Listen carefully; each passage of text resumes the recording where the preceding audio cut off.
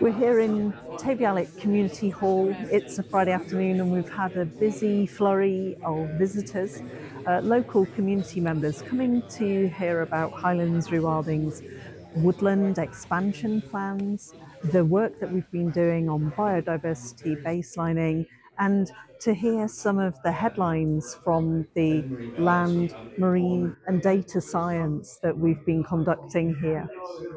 The whole thing is fascinating, and to see the amount of research that's been done. We lived in the Lake District for a while, which I used to think was a beautiful place. Now when I go there, I look at it and it looks like a desert to me. So the whole forestry thing and returning potentially, obviously, temperate rainforest is, I think, just such a great thing.